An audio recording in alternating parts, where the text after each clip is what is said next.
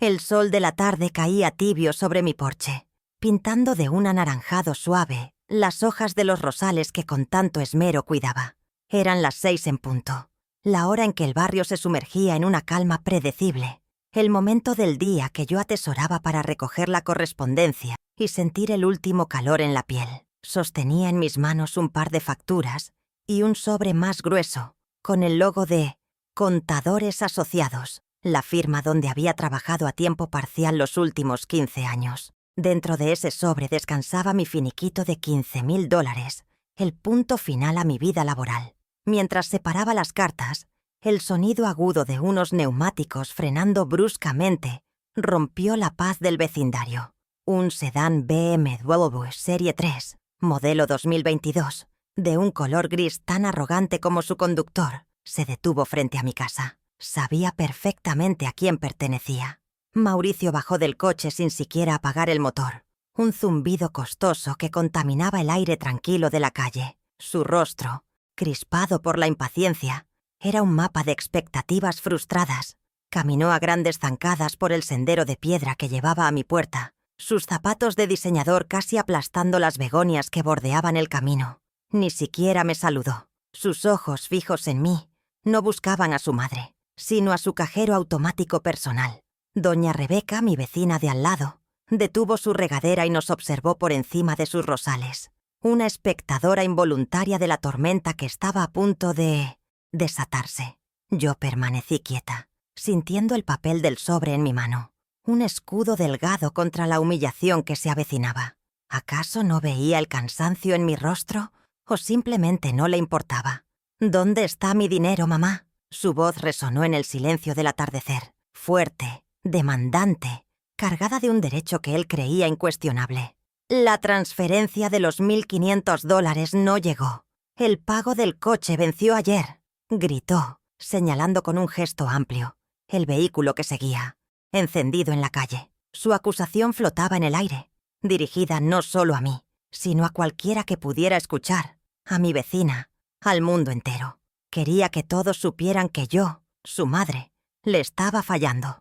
No era una pregunta, era una sentencia pública. Esperaba que la vergüenza me hiciera ceder, como tantas otras veces, pero algo dentro de mí, algo que llevaba dormido mucho tiempo, comenzaba a despertar con una frialdad inusitada. Mantuve la calma, mi voz serena pero firme, un ancla en medio de su tempestad artificial. Miré de reojo a doña Rebeca, quien ahora fingía con poco disimulo inspeccionar una de sus rosas. Luego, volví mi atención a mi hijo, a ese hombre de 45 años que aún esperaba que yo resolviera sus problemas financieros. El trabajo que pagaba tus cuentas se terminó, Mauricio, dije, y cada palabra era una piedra colocada en un muro nuevo. Fui despedida. Sostuve su mirada, dejando que la verdad se asentara entre nosotros. Una verdad simple, innegable, y, para él, catastrófica. Él parpadeó, confundido, como si le hubiera hablado en un idioma extranjero. El concepto de que la fuente de su dinero pudiera agotarse era algo que su mente se negaba a procesar. ¿Qué haría ahora que su red de seguridad había desaparecido? En mi mano, el sobre con el logo de la empresa era una prueba visible de mi nueva realidad.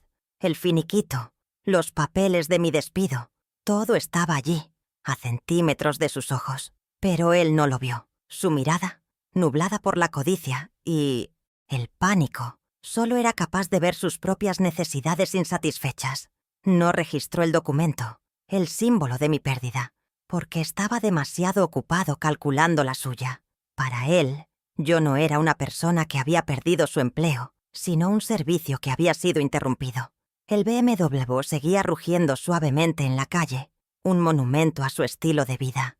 Un estilo de vida que yo había financiado con mi sudor y mis sacrificios, y que ahora se veía amenazado. ¿Cuánto tiempo tardaría en culparme por completo? Un silencio tenso se instaló entre nosotros, roto únicamente por el motor del coche. Pude ver el engranaje de su mente trabajando a toda velocidad, buscando una nueva estrategia, un nuevo ángulo de ataque. Su expresión pasó de la incredulidad a la ira contenida. Sus hombros se tensaron, y supe que la humillación pública era solo el primer acto de una obra mucho más oscura. Estaba calculando cómo podría extraer de mí los $15,000 de mi liquidación, un dinero que él seguramente ya consideraba suyo. Su derecho autopercibido no conocía límites, ni siquiera los de la decencia o el respeto filial. Me preparé para lo que vendría después, una tormenta que ya no se contendría en el porche de mi casa. Vi cómo su mandíbula se apretaba. No ibas a aceptar un no por respuesta. La humillación frente a la vecina no era suficiente.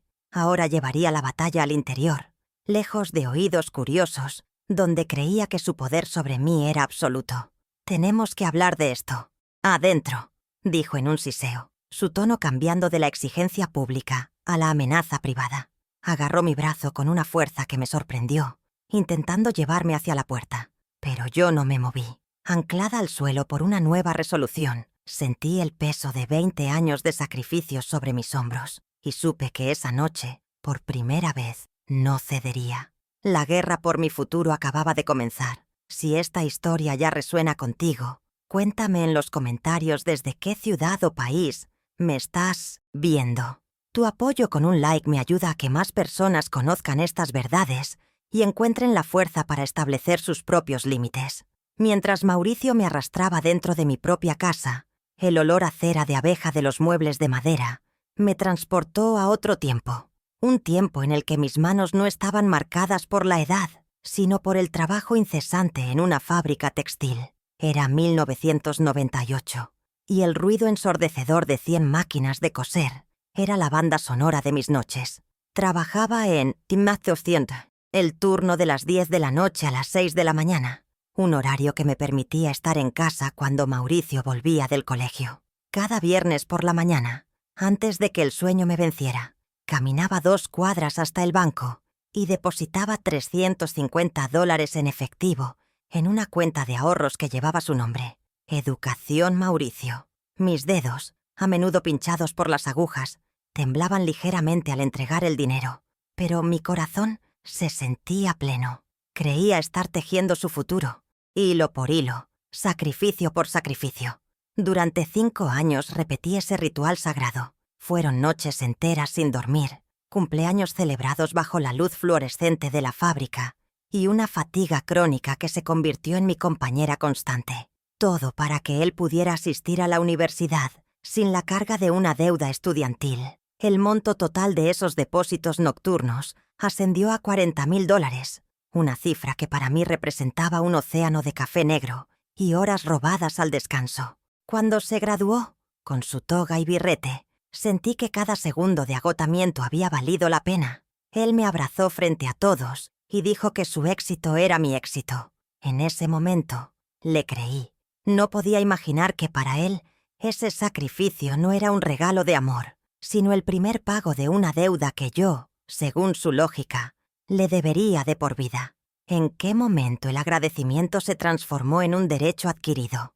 Los años pasaron y mi rol de proveedora silenciosa se consolidó. En 2016, Mauricio llegó a mi casa con una oportunidad de negocio que, según él, nos haría ricos. Un proyecto de importaciones de artículos electrónicos de China. Solo necesitaba una pequeña inversión inicial para arrancar. Sus ojos brillaban con una ambición que me deslumbró y me cegó. «Mamá, te juro que te devolveré el doble en menos de 2 años», me prometió, con la mano sobre el corazón. Al día siguiente estaba en el banco, firmando los papeles para retirar $25,000 de mi fondo de jubilación, el Afford, dinero que había guardado celosamente para asegurar mi vejez. Se lo entregué en un sobre, y él me besó la frente, llamándome su ángel guardián. El negocio, por supuesto, fracasó estrepitosamente en menos de 18 meses. Nunca volví a ver un centavo de ese dinero. Cuando le preguntaba tímidamente por el préstamo, Mauricio se irritaba. Decía que yo no entendía de negocios, que los riesgos eran parte del juego y que mi desconfianza lo ofendía. Empezó a usar frases que se convertirían en su arma predilecta. «Es lo mínimo que una madre haría por su único hijo», me decía, y la culpa me silenciaba. Hizo que mi prudencia pareciera egoísmo, que mi preocupación por mi propio futuro fuera una traición a sus sueños. Me sentí acorralada, no por sus argumentos, sino por mi propio amor. Así aprendí que el chantaje emocional es la herramienta más eficaz en manos de un hijo ingrato. ¿Cómo podía yo, que le había dado la vida, negarle los medios para vivirla como él deseaba? La llegada de Roxana a nuestras vidas refinó el arte de la manipulación. Ella, con su sonrisa calculada y su obsesión por las apariencias, era la estratega detrás de la presión constante. Hace apenas 2 meses, recibí un mensaje de texto suyo, lleno de emojis de caritas tristes. Necesitaban $5,000 con urgencia para cubrir una cuota extraordinaria del condominio de lujo donde vivían. «Nos salvaste, suegra. Sin ti no sé qué haríamos», escribió después de que hice la transferencia desde mi laptop. Viendo cómo mis ahorros mermaban una vez más, sentí esa punzada familiar de resentimiento, pero la aparté, convenciéndome de que era mi deber, mi responsabilidad como matriarca de la familia. ¿Qué otra opción tenía? Una semana después, la verdad me golpeó en la cara desde la pantalla de mi propia tableta. Mientras navegaba por las redes sociales, una foto de Roxana apareció en mi feed. Estaba posando en una playa de arena blanca, con un cóctel en la mano y el mar turquesa de Cancún a sus espaldas. Mauricio estaba a su lado, sonriendo, con la piel bronceada por el sol. La ubicación estaba etiquetada: Grand Oasis Cancún Resort. La cuota extraordinaria del condominio había sido una mentira descarada, una farsa para financiar sus vacaciones de lujo. Sentí un frío glacial recorrer mi cuerpo.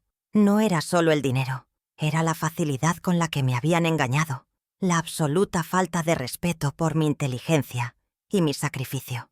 Cada petición, cada emergencia fabricada, venía envuelta en el mismo papel de regalo tóxico. Frases como «No querrás que tu nieto sufra, ¿verdad?», se convirtieron en el estribillo de sus demandas. Josué, mi nieto de 12 años, era su escudo y su rehén. Sabían que mi amor por él era incondicional y lo usaban sin piedad para acceder a mi cuenta bancaria. Me hicieron creer que mis ahorros no eran realmente míos, sino una red de seguridad familiar que solo ellos tenían derecho a usar. Poco a poco, me aislaron financieramente, creando una dependencia emocional que me dejaba sin defensas. Me convertí en una espectadora de mi propia vida, viendo cómo los frutos de mi trabajo eran devorados por su insaciable codicia. La humillación en el porche no fue un acto aislado, fue la culminación de décadas de microabusos, de límites borrados y de un amor que yo daba incondicionalmente y ellos recibían como una obligación. Cada sacrificio que hice, desde las noches en la fábrica hasta la transferencia para su viaje a Cancún, no había servido para construir su futuro, sino para alimentar un monstruo de entitlement. Les di mi pasado en forma de educación. Les di mi presente en forma de apoyo constante. Y ahora, con mi despido, habían venido a exigir mi futuro. Querían el último bastión de mi seguridad, mi casa y mi finiquito. Pero no sabían algo fundamental sobre mí. No sabían que yo, la contadora meticulosa, la mujer que recordaba cada cifra y cada fecha, había guardado registro de todo. Cada transferencia bancaria, cada correo electrónico, cada promesa rota. No lo había hecho por desconfianza, al principio, sino por costumbre, por mi naturaleza organizada. Guardaba los recibos de la misma forma en que guardaba las fotos de la infancia de Mauricio. Eran fragmentos de mi vida, pruebas de mi amor y mi dedicación. Pero ahora, en el silencio de mi casa, con su presencia amenazante llenando el espacio, esos documentos ya no parecían recuerdos. Se estaban transformando en algo más, se estaban convirtiendo en armas. Mientras él cerraba la puerta detrás de nosotros, su rostro era una máscara de impaciencia. Esperaba una conversación rápida, una capitulación de mi parte y una transferencia bancaria antes de la cena. Creía que me tenía exactamente donde siempre me había tenido, atrapada entre la culpa y el amor. Pero no podía ver el cambio que se había operado en mí en esos pocos minutos en el porche. La humillación pública había sido la gota que colmó el vaso, el catalizador que solidificó mi resolución. Ya no era solo una madre herida, era una mujer que había sido empujada demasiado lejos. ¿Creían que los números y las fechas se me olvidarían a mí? ¿A una contadora? Les di mi pasado y mi presente. Cuando vinieron a pedirme mi futuro, supe que tenía que trazar una línea. Pero no con tiza, sino con acero. Mi mente, acostumbrada a los balances y a las auditorías, comenzó a trabajar con una claridad helada. Empecé a hacer un inventario, no de mis activos financieros, sino de mis pruebas. La carpeta con los extractos bancarios de los últimos 10 años. El correo electrónico donde me prometían devolver el dinero de mi jubilación. El mensaje de WhatsApp de Roxana pidiendo dinero para la cuota del condominio. Tenía las municiones. Ahora solo necesitaba elegir el campo de batalla. La batalla no sería esa noche. No, esa noche solo sería una retirada estratégica. Dejaría que él creyera que había ganado, que mi silencio era debilidad.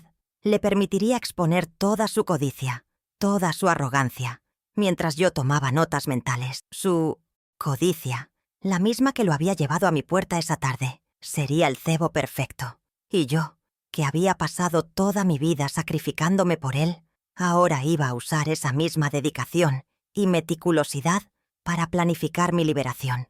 El tablero de ajedrez estaba listo, y por primera vez en mi vida, yo iba a mover la primera pieza. La partida apenas comenzaba.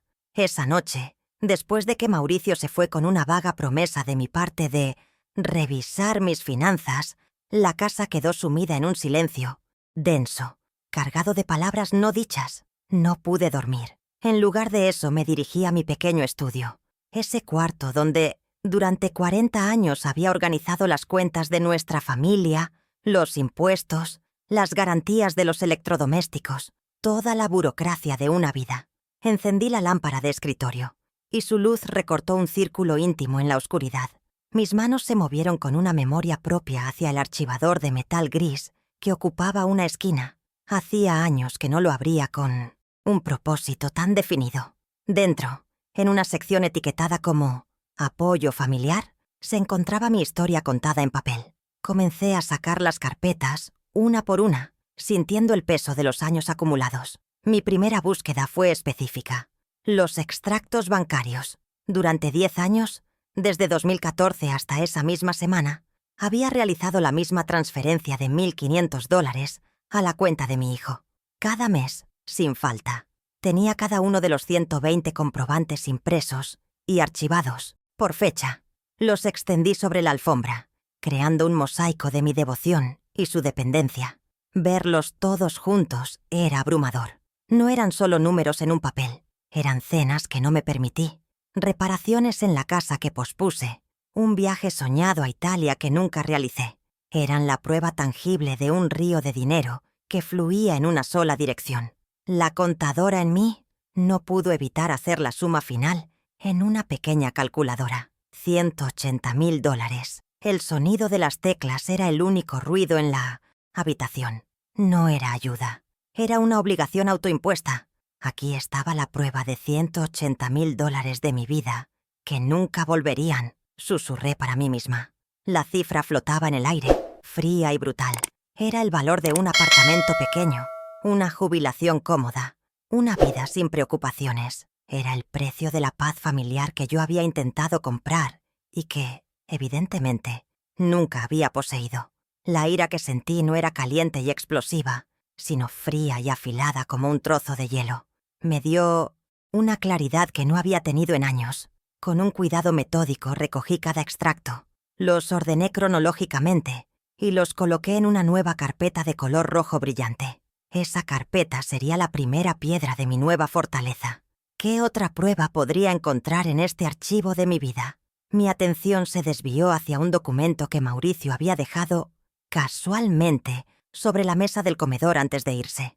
Era un borrador, un conjunto de hojas grapadas con un título que helaba la sangre. Contrato de cesión de derechos y usufructo vitalicio.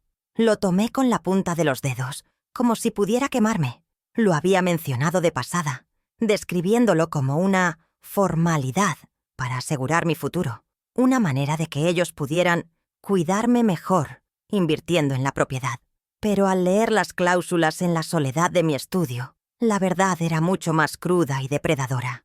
El lenguaje legal era un laberinto diseñado para despojarme de todo. Querían el control total de mi casa, valorada en $450.000, La letra pequeña era la más cruel. A cambio de cederles la propiedad, yo recibiría el derecho a vivir en ella hasta mi muerte. Pero cualquier decisión sobre la misma, desde una remodelación hasta una posible venta, en caso de necesidad familiar mayor, quedaría en sus manos. Yo me convertiría en una inquilina en mi propio hogar, una invitada cuya permanencia dependía de su buena voluntad.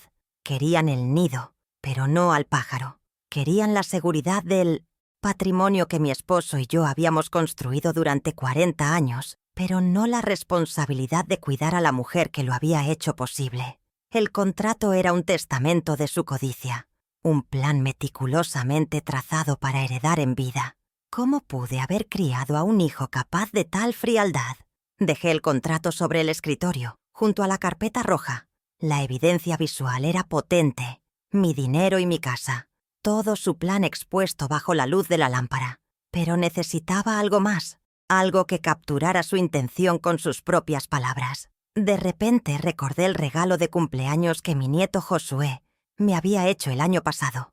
Un pequeño micrófono de solapa. «Para que grabes tus recetas, abuela», me había dicho.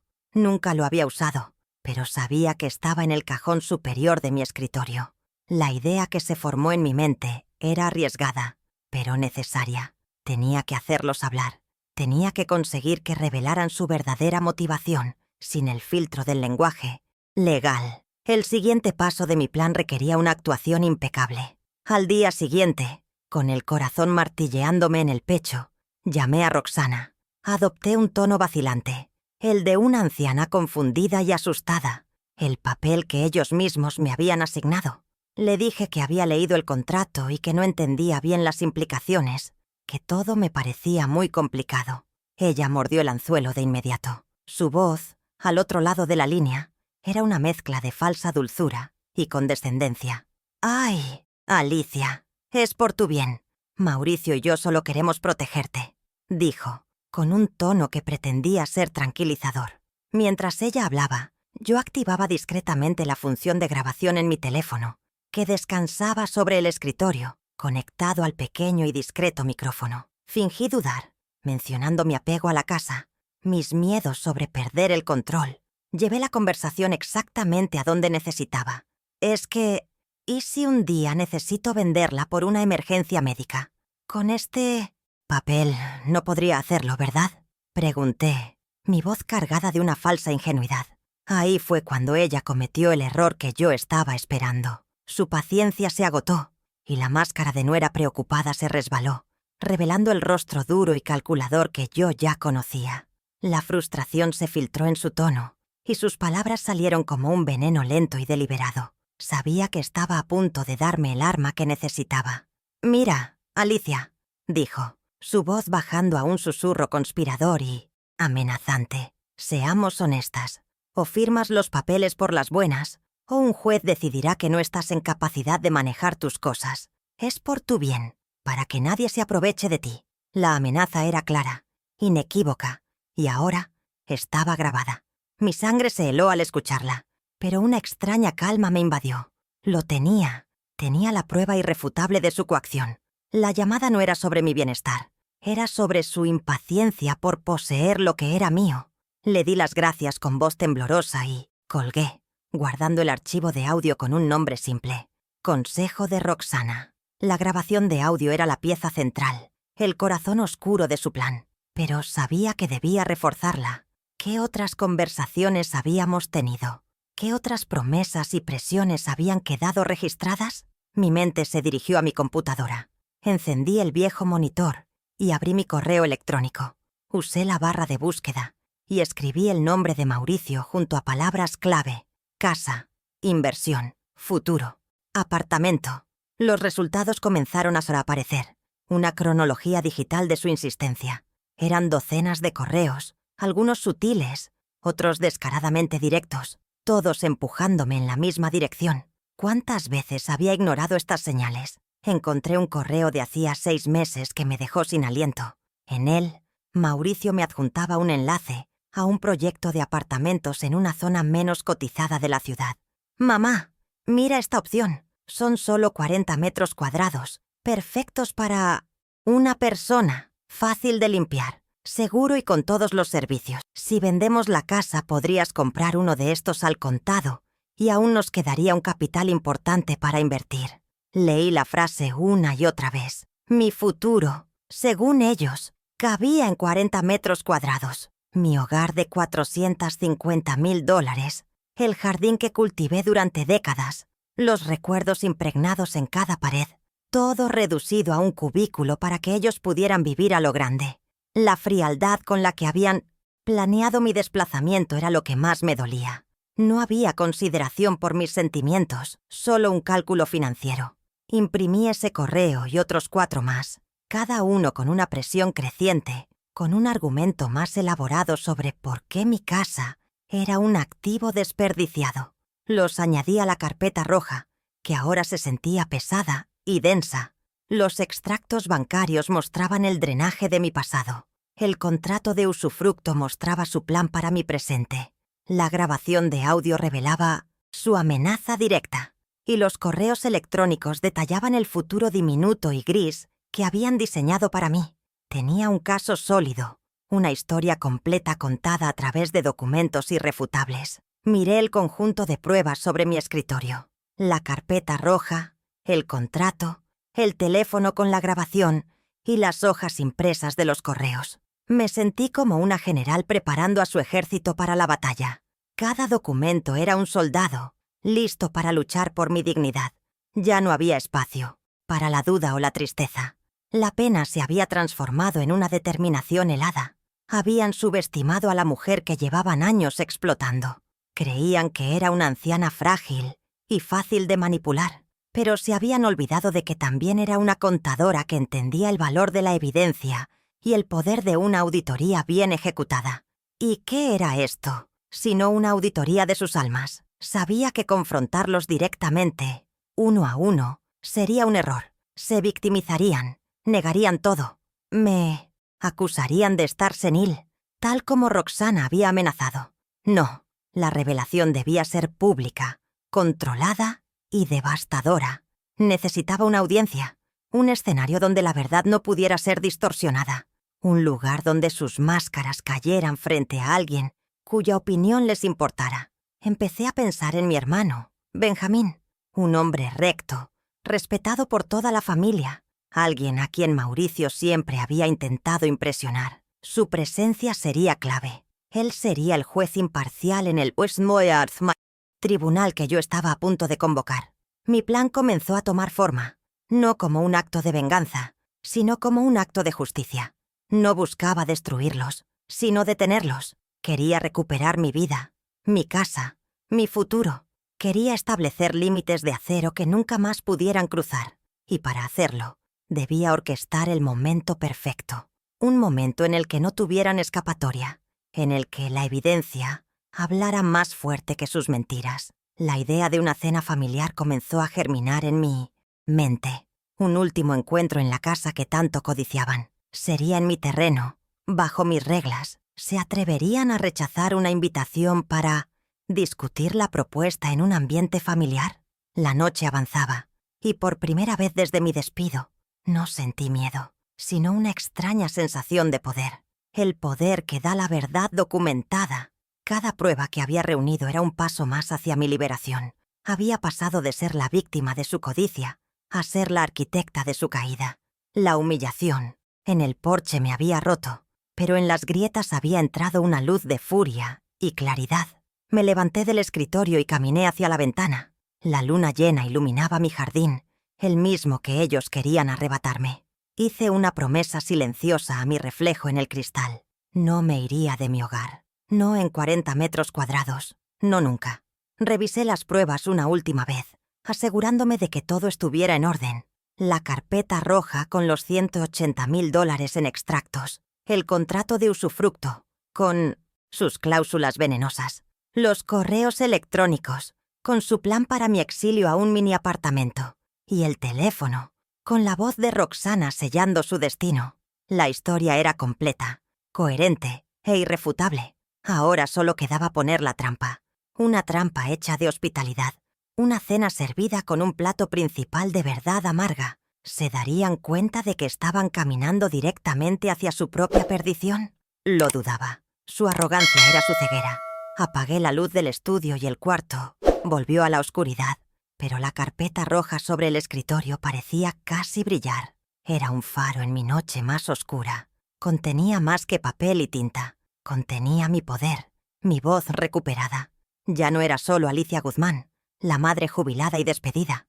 Era la guardiana de mi propia historia, la fiscal de mi propia causa. Y el juicio estaba a punto de comenzar. Su codicia les había hecho creer que yo era débil, pero pronto descubrirían la fuerza que se puede encontrar en los archivos de una contadora meticulosa. El siguiente paso era llamar a mi hermano Benjamín, no para contarle todo, no todavía, solo para pedirle que actuara como mediador en una reunión familiar importante. Su presencia le daría al evento una solemnidad que impediría que Mauricio o Roxana convirtieran la cena en un griterío. Necesitaba un testigo de su carácter, alguien que pudiera validar la justicia de mi posición ante el resto de la familia. La reputación, como bien sabía Roxana, era un campo de batalla, crucial, y yo estaba a punto de asegurarme de que la suya quedara hecha cenizas. Con cada pieza de evidencia, me sentía más fuerte, más dueña de mi destino. El miedo que me había paralizado durante años se estaba disipando, reemplazado por una determinación inquebrantable. Ellos habían iniciado esta guerra, pero yo iba a terminarla, y lo haría con la misma precisión y atención al detalle que había aplicado a cada balance contable de mi vida.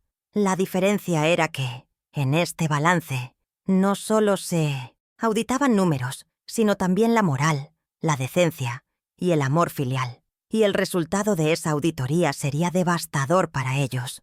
Mientras el amanecer comenzaba a teñir el cielo, yo tenía mi arsenal completo. La estrategia estaba trazada, el escenario elegido y los actores a punto de ser convocados. La cena del sábado no sería una negociación, como Mauricio esperaba. Sería una sentencia que yo misma dictaría, respaldada por un peso de prueba que no podrían negar. La casa que habían intentado robar se convertiría en el teatro de su propia exposición pública. La justicia, a veces, no llega a través de los tribunales, sino en el comedor de una casa familiar. Y así, con mis pruebas organizadas y mi plan en marcha, me permití sentir una punzada de algo que se parecía a la esperanza de un futuro en el que mi teléfono no sonara con una nueva demanda, en el que mis ahorros fueran solo míos, en el que mi casa fuera mi santuario y no un activo en disputa. La batalla sería dura, y sabía que la relación con mi único hijo probablemente no sobreviviría. Pero, ¿qué clase de relación era aquella que se basaba en la extorsión y el miedo? A veces, para salvar una parte de ti misma, debes estar dispuesta a amputar otra. Con mi arsenal de pruebas a buen resguardo, el primer paso era buscar validación y estrategia profesional. El lunes a las 10 de la mañana en punto, tenía una cita con la doctora Andrea Palomo, una abogada especializada en derecho familiar y patrimonial. Su nombre me lo había dado mi vieja amiga y excolega Raquel, quien tras escuchar mi historia por teléfono, me dijo con su pragmatismo habitual: el respeto no se pide, se impone, y a veces necesita un empujón legal. El despacho de la abogada estaba en el centro de la ciudad, un edificio moderno de cristal y acero que contrastaba fuertemente con la calidez de mi hogar. Me sentí pequeña e intimidada al entrar, pero esa sensación se disipó tan pronto como la doctora Palomo me recibió. Era una mujer de mi edad, con una mirada aguda y un apretón de manos firme que transmitía confianza. Le expuse mi caso con la misma meticulosidad con la que había reunido las pruebas. Coloqué sobre su escritorio de caoba la carpeta roja con los extractos bancarios, el borrador del contrato de usufructo y los correos impresos. Finalmente le mostré mi teléfono y reproduje el audio de la llamada con Roxana. Mientras escuchaba, la expresión de la abogada pasó de la neutralidad profesional a una indignación contenida. No me interrumpió ni una sola vez. Cuando terminé, se reclinó en su silla y me miró fijamente. «Señora Guzmán», dijo con voz grave, «lo que su hijo y su nuera están haciendo no solo es moralmente reprobable, sino que roza la coacción y la extorsión. La grabación que usted tiene es absolutamente crucial. Sentí un alivio inmenso al escuchar esas palabras. No estaba loca. No estaba siendo paranoica. Pasamos la siguiente hora trazando una estrategia clara y concisa. La doctora Palomo me aconsejó evitar cualquier confrontación directa hasta tener todos mis activos asegurados. Su primera recomendación fue la más urgente. Proteger mi finiquito. Ese dinero es suyo, producto de su trabajo, y es lo primero que intentarán arrebatarle, me advirtió. Luego validó mi idea de una reunión familiar, pero con condiciones estrictas. Necesita un testigo neutral y respetado. Su hermano es una excelente elección, y no firme absolutamente nada sin que yo lo revise antes. Salí de su oficina sintiéndome 10 centímetros más alta.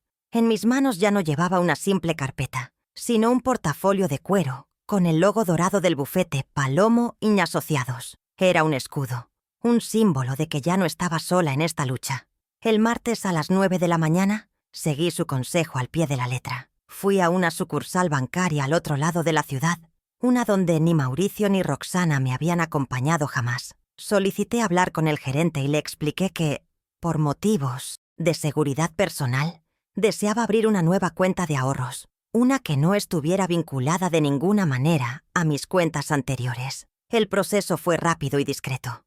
En menos de media hora, había transferido la totalidad de mi finiquito, los $15,000, a la nueva cuenta. El dinero que tanto anhelaban se había vuelto invisible, inaccesible para ellos. Fue mi primer acto de rebelión financiera, un movimiento silencioso en el tablero de ajedrez que me llenó de una satisfacción feroz y tranquila. El control de mi futuro económico volvía a ser mío. Ahora que mi dinero estaba a salvo, era el momento de tender la trampa. El miércoles por la tarde, me senté frente a mi computadora para redactar el correo electrónico más importante de mi vida.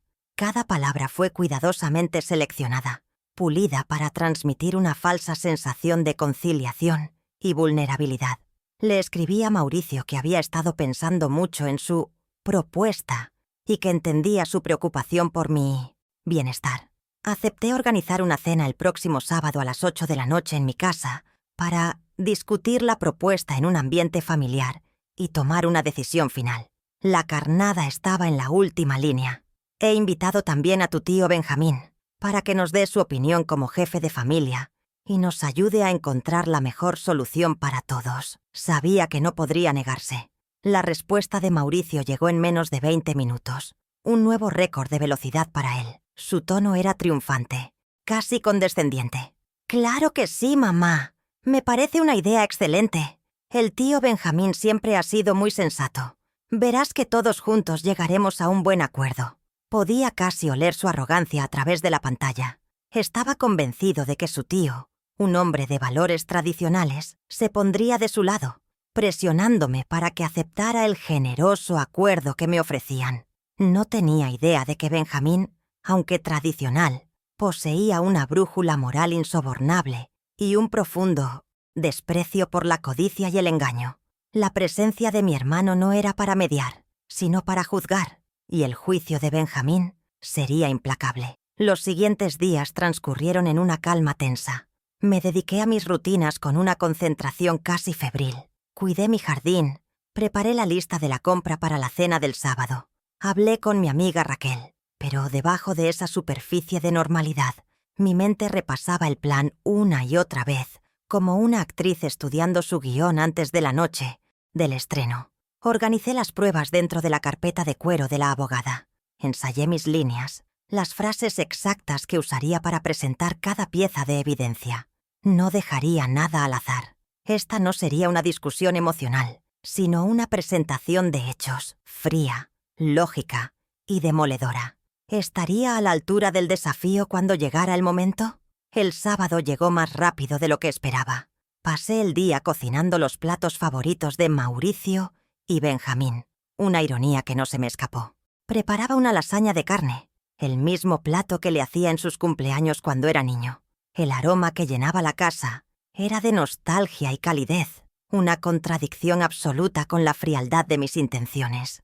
Cada verdura que cortaba, cada capa de pasta que colocaba, era un acto deliberado, una forma de mantener mis manos ocupadas y mi mente enfocada. La mesa del comedor, el escenario de la confrontación, estaba puesta con mi mejor vajilla y cubiertos de plata. Quería que el ambiente fuera perfecto, civilizado, para que su comportamiento posterior pareciera aún más monstruoso en contraste. A las 7:55 de la noche, con el corazón latiendo a un ritmo constante y firme, realicé el último preparativo. Me coloqué un delantal limpio sobre el vestido y en el bolsillo del pecho oculté mi teléfono móvil. Conecté el pequeño micrófono de solapa que Josué me había regalado, un punto negro casi invisible contra la tela estampada. Hice una prueba rápida, grabando mi propia voz en un susurro.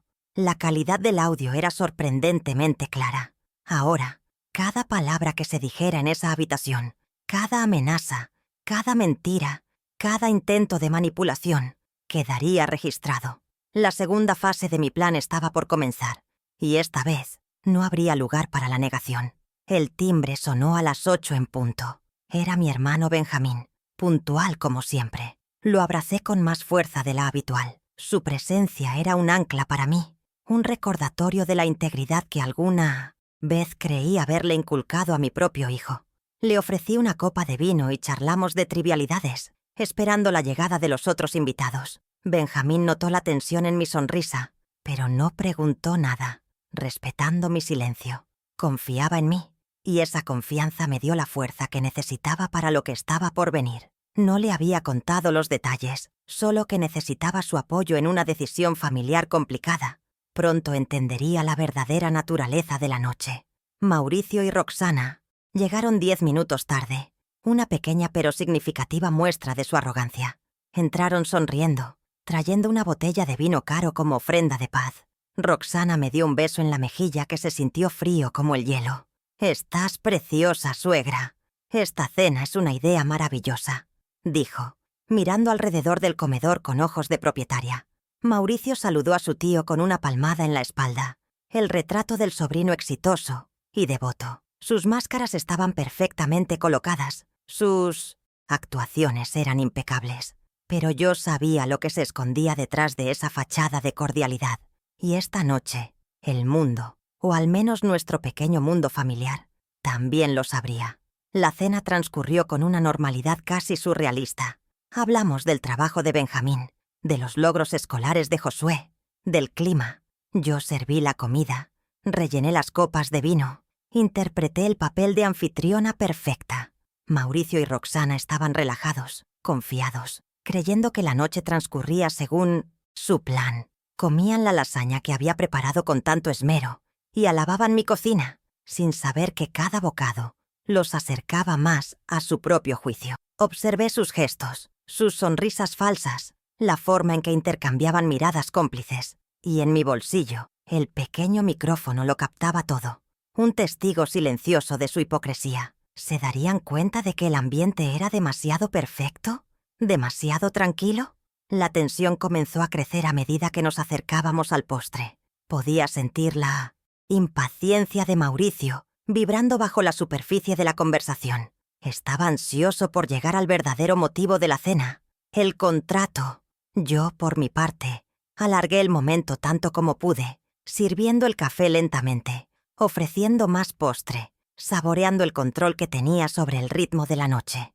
Por primera vez en mucho tiempo, no eran ellos quienes dictaban los términos. El poder había cambiado de manos, aunque ellos todavía no lo supieran. El silencio que siguió a la última taza de café fue la señal. El telón estaba a punto de levantarse para el acto final. Fue Mauricio quien rompió el silencio, tal como yo había previsto. Se aclaró la garganta, adoptó un tono serio y paternalista, y miró a Benjamín. «Tío, gracias por venir. Como sabes, estamos aquí porque nos preocupamos mucho por el futuro de mi mamá», comenzó, con una sinceridad perfectamente ensayada. Sacó de su maletín el mismo fajo de papeles que había dejado en mi mesa días antes. El contrato de usufructo. Lo deslizó sobre el mantel, colocándolo en el centro de la mesa, como si fuera una ofrenda sagrada. «Hemos preparado este documento para protegerla, para asegurarnos de que esté bien cuidada». La mentira era tan grande, tan descarada, que casi me hizo sonreír. Roxana añadió su parte, con la voz temblorosa de falsa emoción. Solo queremos que Alicia tenga paz mental, que no se preocupe por la administración de la casa. Es una carga muy grande para ella a su edad. Sus palabras, tan nobles en smerciente apariencia, eran un insulto directo a mi inteligencia y mi capacidad. Me miraron, esperando mi respuesta, esperando mi agradecimiento, mi sumisión. Benjamín me observó con una expresión neutral, esperando que yo guiara la conversación. El momento había llegado. Todas las piezas estaban en su lugar. La trampa estaba lista, y ellos, con su propia codicia, acababan de cerrarla sobre sí mismos. Tomé un sorbo de agua, un pequeño gesto para calmar el temblor de mis manos. Luego, con una calma que no sabía que poseía, me levanté y caminé hacia mi estudio. Yo también tengo algunos documentos que me gustaría que viéramos todos juntos, dije, mi voz sonando extrañamente clara y fuerte, en el comedor silencioso. Pude ver una sombra de confusión en el rostro de Mauricio. No esperaba que yo tuviera mi propio guión. Regresé con la elegante carpeta de cuero de la doctora Palomo y la coloqué sobre la mesa, justo al lado de su contrato. El contraste entre los dos objetos era elocuente. Su fajo de papeles grapados contra mi portafolio profesional. La batalla de documentos estaba a punto de comenzar. La promesa de una victoria fácil se estaba desvaneciendo de sus rostros. La confusión dio paso a una ligera inquietud. ¿Qué podría tener yo en esa carpeta que fuera remotamente importante? Seguramente eran solo facturas viejas o sentimentalismos, pensaron. Su subestimación hacia mí siempre había sido su mayor debilidad, y esta noche no sería la excepción. Miré a mi hermano, luego a mi hijo y a su esposa. Sus sonrisas se habían vuelto forzadas, sus posturas un poco más rígidas. El ambiente familiar y acogedor que había construido con tanto esmero se había evaporado, reemplazado por la atmósfera fría y solemne de una sala de audiencias. Antes de abrir mi carpeta, hice una pausa. Dejé que el silencio se estirara, que la anticipación creciera. Quería que recordaran este momento, el preciso instante en que su mundo de mentiras comenzó a desmoronarse. Mi corazón ya no latía con miedo, sino con el ritmo constante de la justicia que se acerca. Habían venido a mi casa a despojarme de mi futuro, pero se encontrarían con un pasado que se negaba a ser enterrado. Un pasado meticulosamente documentado, archivado y listo para ser presentado como prueba. La cena había terminado. El juicio estaba por comenzar. La primera prueba que sacaría de esa carpeta cambiaría el curso de la noche y de nuestras vidas para siempre. No lo sabían, pero su poder sobre mí se había extinguido en el momento en que decidí luchar. La mujer que había cocinado para ellos esa noche no era la misma mujer que habían humillado en el porche. Esa mujer había desaparecido, reemplazada por alguien que entendía perfectamente el lenguaje de los números, las pruebas y las consecuencias. Estaba a punto de presentarles un balance final que no podrían refutar. Mi plan silencioso había llegado a su culminación. Cada paso, desde la llamada a la abogada hasta el micrófono oculto en mi delantal, había sido ejecutado a la perfección. Ahora solo quedaba la confrontación, el clímax de mi estrategia cuidadosamente orquestada. Me senté de nuevo a la mesa, coloqué mis manos sobre la carpeta de cuero y los miré directamente a los ojos, uno por uno. Antes de hablar de su propuesta, dije con una voz que era mía, pero más fuerte, más clara, me gustaría que revisáramos algunas inversiones pasadas. La partida final había comenzado. Con una lentitud deliberada, abrí la carpeta de cuero. El chasquido de los broches, metálicos, resonó en el comedor. Un sonido nítido que cortó la tensión. Mis movimientos eran precisos, los de una contadora a punto de presentar una auditoría. Ignoré el contrato que Mauricio había puesto sobre la mesa y saqué el primer fajo de documentos. Eran los 120 extractos bancarios, una pila de papel de casi 5 centímetros de grosor, unidos por una banda elástica.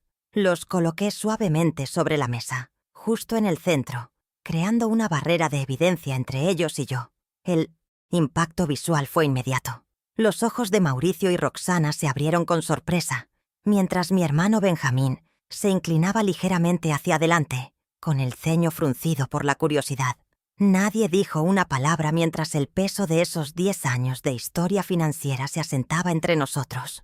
Dejé que el silencio hiciera su trabajo por un momento antes de hablar. Mi voz, cuando finalmente rompió la quietud, era serena, expositiva, desprovista de la emoción que sentía por dentro.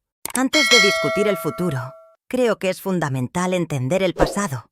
Comencé, posando mi mano sobre la pila de papeles. Lo que ven aquí son los extractos de mi cuenta bancaria de los últimos 10 años. Cada uno de ellos muestra una transferencia mensual, regular e ininterrumpida, de $1,500 a la cuenta de Mauricio. 120 transferencias. Con un simple cálculo, podemos ver que suman un total de $180,000. Dejé que la cifra, $180,000, flotara en el aire. No era una acusación.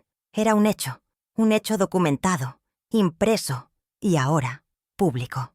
Mauricio fue el primero en reaccionar. Una risa corta y nerviosa escapó de sus labios.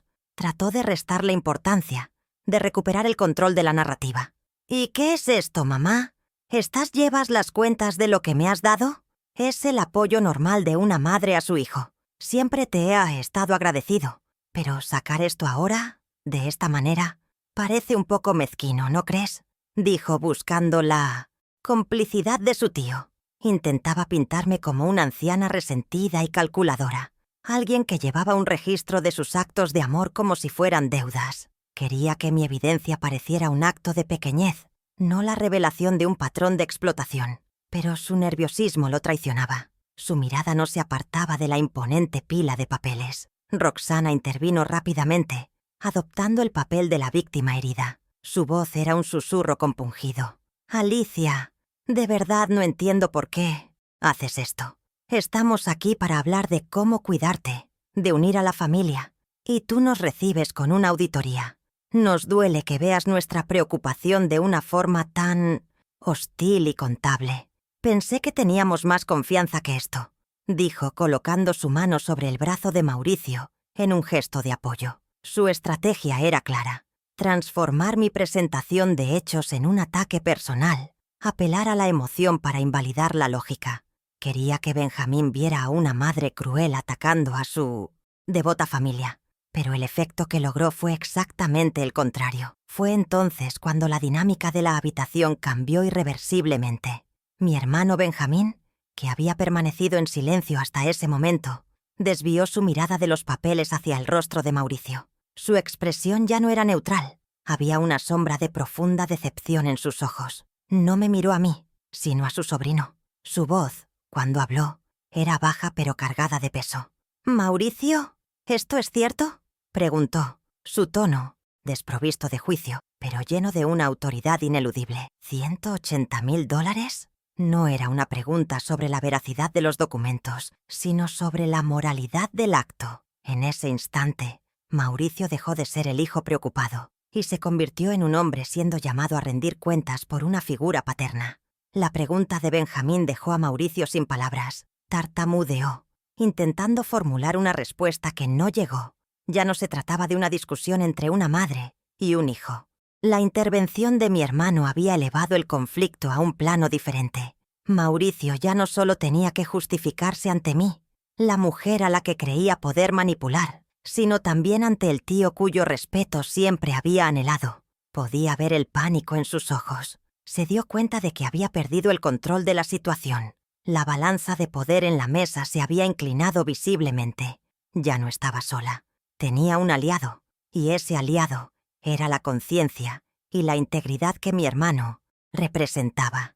Aproveché ese momento de desconcierto para asestar el siguiente golpe, uno verbal. Con la misma calma con la que había presentado los extractos, miré a Mauricio y a Roxana. «Esto», dije señalando los papeles, «no es un reproche, es simplemente el contexto financiero. El punto de partida es el historial de una inversión de $180,000 de mi parte en su bienestar. Ahora, con este contexto en mente, podemos analizar su propuesta para que yo les ceda mi único activo restante, esta casa». Mi tono era razonable, casi empresarial, pero la implicación era devastadora. Había redefinido la conversación. No se trataba de su generosidad, sino de la culminación de una década de drenaje financiero. Y les dejé claro que esto era solo el comienzo. Un silencio espeso y pesado cayó sobre el comedor. Las sonrisas habían desaparecido por completo. Las máscaras se habían agrietado. Roxana miraba fijamente la mesa, incapaz de encontrar mi mirada. Mauricio tenía el rostro pálido, alternando su vista entre los papeles y la cara severa de su tío.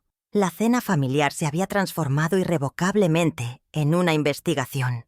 La pequeña victoria estaba ganada. Había cambiado la dinámica.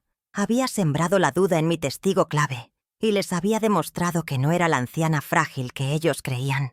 La tensión era casi insoportable. El aire cargado de verdades no dichas y de la promesa de que lo peor, para ellos, aún estaba por llegar. El silencio que siguió a mi declaración fue un campo de batalla en sí mismo. Mauricio me miraba con una mezcla de pánico y resentimiento, como un rey que acaba de ser informado de que su castillo está construido sobre arena.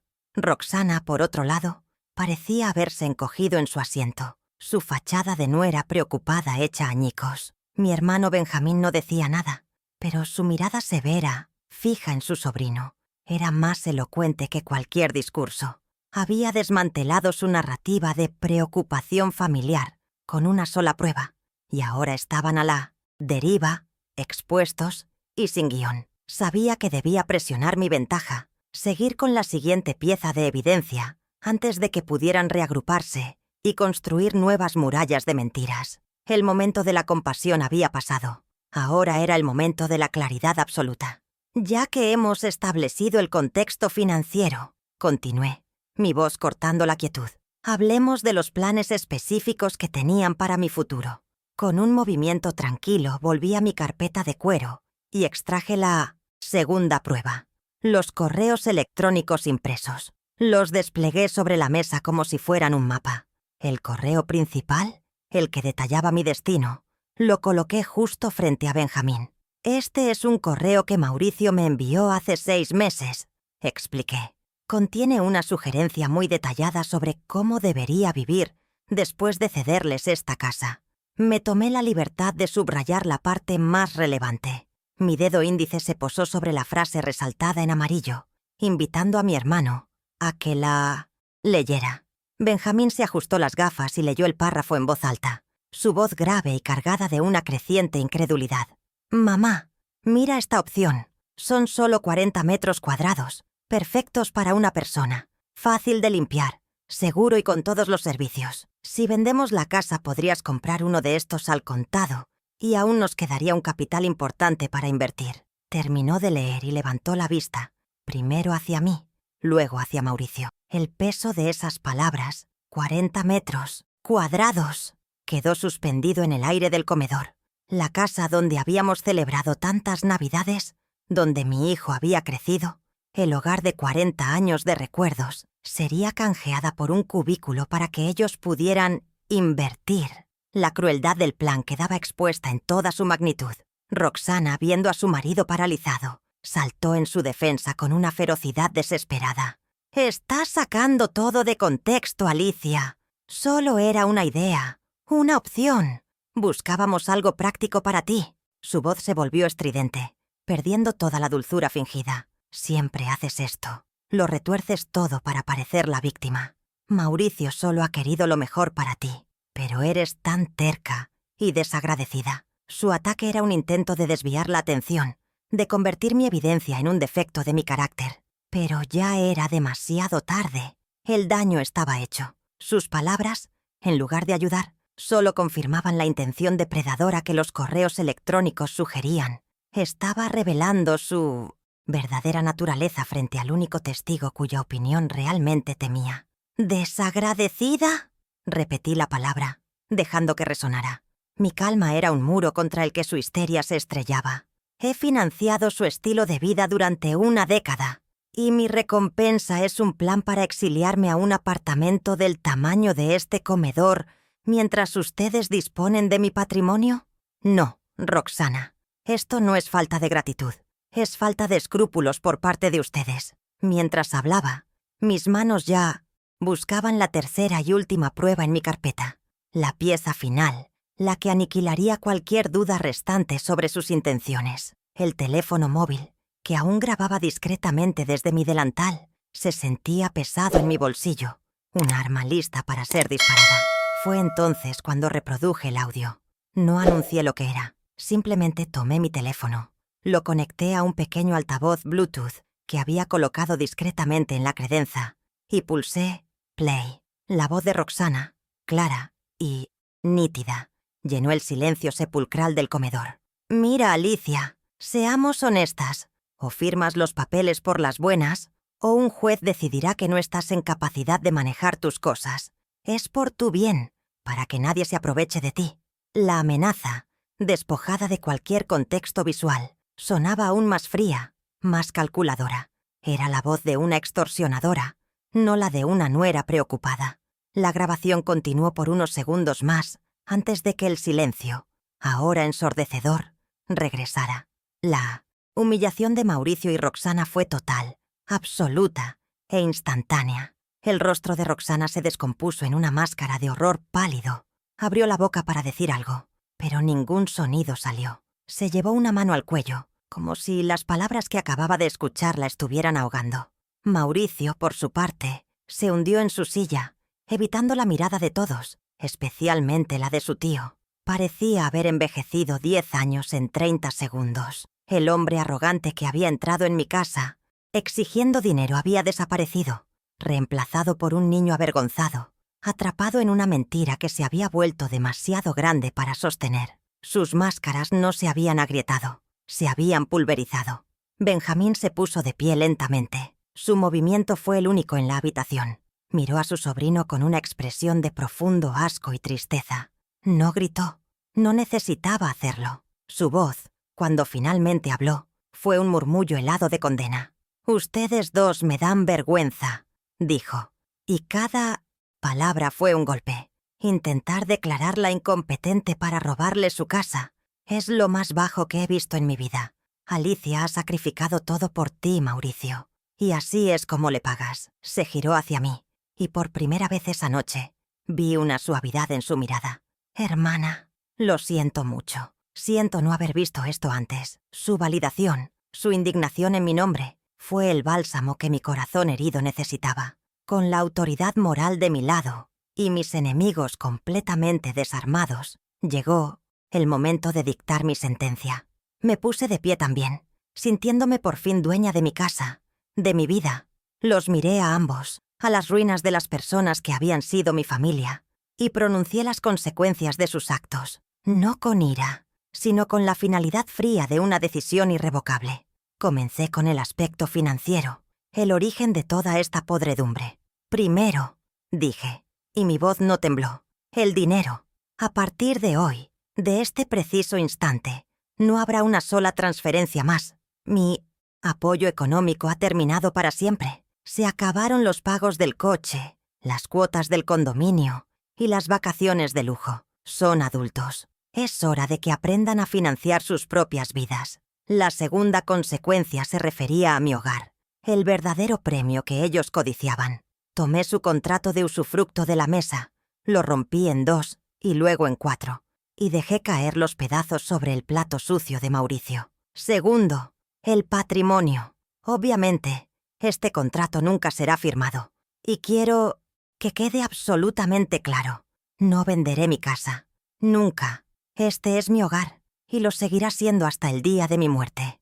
Antes de irse esta noche, quiero que me devuelvan la llave de repuesto que les di hace años. Ya no confío en ustedes. El símbolo de su acceso ilimitado a mi vida les sería revocado. Finalmente, establecí los nuevos términos de nuestra relación, o lo que quedaba de ella. Saqué una pequeña tarjeta de visita de mi carpeta y la deslicé sobre la mesa hacia ellos. Era la tarjeta de la doctora Andrea Palomo. Y tercero, la comunicación. Cualquier asunto futuro que necesiten tratar conmigo, cualquier tema relacionado con Josué o cualquier otra emergencia, por favor, trátenlo directamente con mi abogada. Su nombre y número están en esa tarjeta. Ella será mi única intermediaria a partir de ahora. Nuestras conversaciones directas han terminado. Con esas 3 sentencias, había recuperado mi dinero, mi casa y mi paz. El silencio que siguió fue el de un final. No había nada más que decir. Mauricio y Roxana permanecieron sentados, paralizados por la conmoción y la vergüenza. Benjamín se acercó a mí y me puso una mano protectora en el hombro. El mensaje era claro. La batalla había terminado y yo había ganado. No con gritos ni con lágrimas, sino con pruebas, lógica y una resolución inquebrantable. Había utilizado las herramientas de mi profesión, la contabilidad, para auditar sus almas y presentar un balance que los encontró en bancarrota moral. La dignidad que habían intentado arrebatarme ahora brillaba más fuerte que nunca. Mauricio finalmente se movió, se hurgó en el bolsillo, sacó un llavero y, sin mirarme, separó una única llave. La colocó sobre la mesa. El pequeño objeto de metal pareció increíblemente pesado en el silencio de la habitación. Era el símbolo de su capitulación, la renuncia final a cualquier derecho que creyera tener sobre mí y mi hogar. Roxana comenzó a sollozar en voz baja, un sonido patético que no me produjo ninguna compasión. Eran las lágrimas de un ladrón atrapado, no las de una persona arrepentida. Su dolor no era por haberme herido, sino por haber sido descubierta. Se levantaron para irse, evitando la mirada de Benjamín como si fuera el sol. No hubo despedidas, ni disculpas, ni una sola palabra. Simplemente caminaron hacia la puerta como dos fantasmas expulsados de un paraíso que habían intentado profanar. Los vi salir de mi casa, la misma casa en la que había criado a uno de ellos, y no sentí tristeza, solo un inmenso y abrumador alivio. La puerta se cerró detrás de ellos, y el sonido del cerrojo al girar fue el punto final de un capítulo oscuro y doloroso de mi vida. El aire en mi comedor pareció, de repente, más limpio y ligero. Benjamín me abrazó con fuerza. «Has sido increíblemente valiente, Alicia», me susurró al oído. «Has hecho lo correcto». Sus palabras eran el último sello de aprobación que necesitaba. No había sido una noche fácil. Había tenido que exponer las heridas más profundas de mi familia, desnudar la codicia de mi propio hijo, pero al hacerlo, me había salvado a mí misma. Había recuperado mi poder.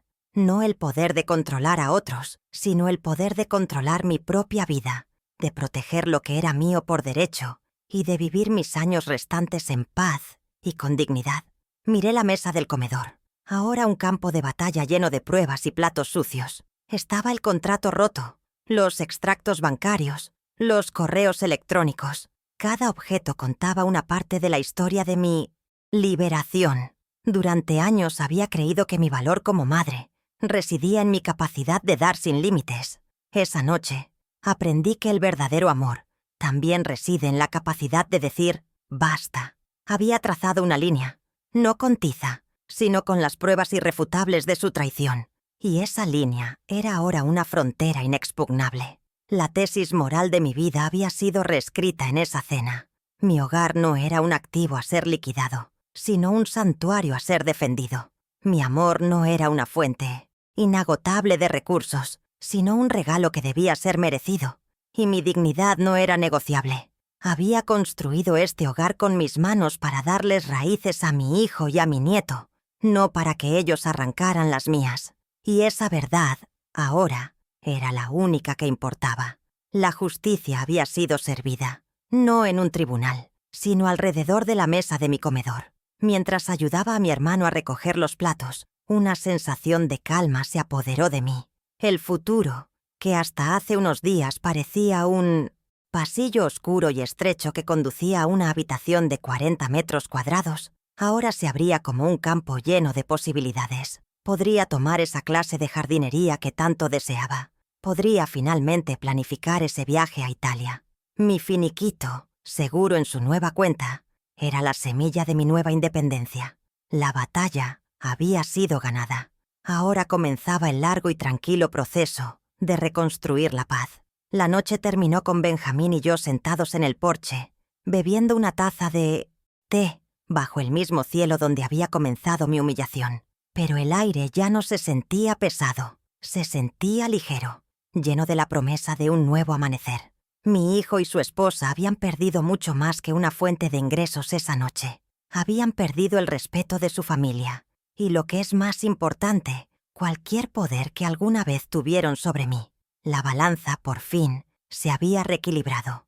Y yo, Alicia Guzmán, contadora jubilada de 72 años, había cerrado el libro mayor de mi vida pasada. Había saldado todas las cuentas, corregido todos los desequilibrios y emitido un balance final. Y en la última línea, en la columna de activos, había una sola palabra escrita con una caligrafía firme y clara: libertad. Han pasado 3 meses desde la noche de la cena. 3 meses de un silencio que ha sido el bálsamo más sanador que he conocido. La primera semana hice un cambio que fue tanto práctico como simbólico. Contraté a un cerrajero y cambié todas las cerraduras de la casa. El sonido de la nueva llave entrando en la cerradura por primera vez fue una declaración de soberanía. Unas semanas después, mi teléfono sonó y en la pantalla apareció el nombre de Mauricio. Lo observé sonar 1, 2, 3 veces hasta que la llamada se fue al buzón de voz. No sentí ansiedad ni culpa, solo una tranquila indiferencia. Tal como había estipulado, nuestra comunicación ahora se limita a correos electrónicos breves y formales, exclusivamente sobre temas relacionados con la salud de la familia o visitas de mi nieto. Los límites que establecí esa noche no eran negociables, y el silencio de mi teléfono era la prueba de que, finalmente, lo habían entendido. Mi vida, que antes giraba en torno a sus necesidades, ahora gira en torno a la luz del sol. Me inscribí en una clase de jardinería comunitaria en el parque del barrio, algo que había querido hacer durante años. Descubrí que mis manos, que también conocían los números y los balances, también tienen un talento para la tierra. Aprender los nombres de las plantas, sentir la textura del suelo fértil, ver cómo una pequeña semilla se transforma en una flor vibrante. Todo ello me ha conectado con un ritmo de vida más natural y honesto. Mis compañeras de clase son mujeres de mi edad, con historias propias de resiliencia y fortaleza. Entre risas y consejos sobre abono, hemos formado una red de apoyo que valoro más que cualquier patrimonio. He encontrado una nueva familia, una que no exige, sino que comparte. La semana pasada, mientras trasplantaba unas petunias, vi a mi nieto Josué acercarse por el sendero del jardín. Venía solo. Se detuvo frente a mí, con una expresión de vergüenza que no correspondía a sus 12 años. «Abuela», me dijo en voz baja, «escuché a mis papás hablar. Sé lo que pasó. Y quería pedirte perdón por ellos». Sus palabras, tan sinceras y dolorosas, me rompieron el corazón y lo sanaron al mismo tiempo. Dejé mis herramientas, me quité los guantes y lo abracé con fuerza, inhalando el fino olor a niño limpio y a césped recién cortado. Lo aparté suavemente y lo miré a los ojos. «Mi amor, tú no tienes la culpa de la codicia de otros. Nunca.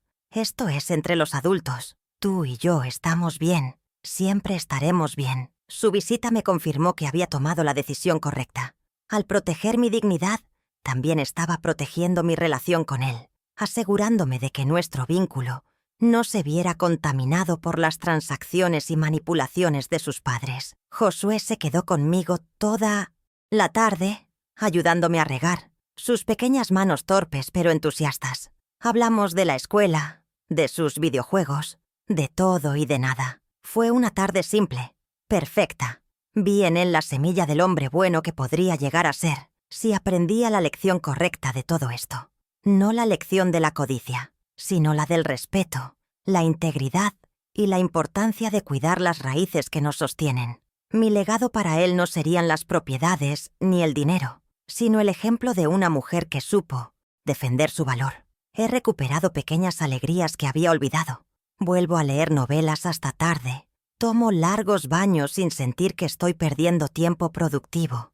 He empezado a planificar ese viaje a Italia con mi amiga Raquel. Mi finiquito, que en manos de Mauricio se habría esfumado en meses, lo he invertido con prudencia, generando un pequeño ingreso que complementa mi pensión. Me he dado cuenta de que la seguridad financiera no consiste en tener grandes sumas, sino en tener el control absoluto sobre lo que es tuyo. Mi casa ya no se siente como un activo en disputa, sino como mi santuario, mi fortaleza. Cada rincón me pertenece, no solo legalmente, sino emocionalmente. La paz que ahora habita entre estas paredes es el mayor lujo que he poseído. A veces pienso en Mauricio y Roxana, no con ira, sino con una especie de lástima distante. Sé por mi hermano que tuvieron que vender el BMW y que están buscando un apartamento más pequeño. La vida que construyeron sobre mis sacrificios era un castillo de naipes, y yo, al retirar la carta base, provoqué su colapso.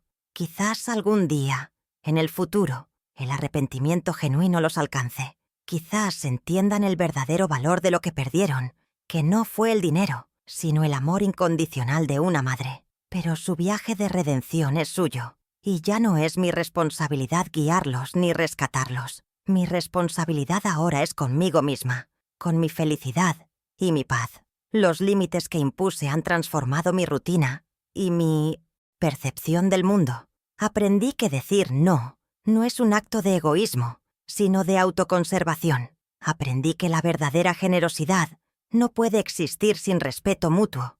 Y aprendí que la dignidad, una vez que se recupera, debe ser cuidada como la planta más delicada del jardín, regada a diario con actos de autorrespeto y decisiones firmes. Ya no soy un cajero automático, una red de seguridad ni una solución de último recurso. Soy Alicia Guzmán, una mujer de 72 años que está, por primera vez, viviendo su vida enteramente para sí misma. Y es una vida hermosa. Durante años, creí que mi valor estaba en lo que podía darles. Entregué mi tiempo, mi energía y mi dinero, pensando que el sacrificio era la máxima expresión del amor de una madre. Descubrí, en la noche más oscura de mi humillación, que mi poder real siempre residió, no en lo que entregaba, sino en lo que finalmente decidí conservar para mí. Mi hogar, mi futuro, mi paz. Al protegerlos, me protegí a mí misma y reclamé la vida que merecía. Cuéntame abajo en los comentarios qué parte de esta historia te impactó más. Si crees que este relato puede ayudar a otra mujer a encontrar su fuerza, deja tu like para que llegue más lejos. Mi jardín florece, y yo con él.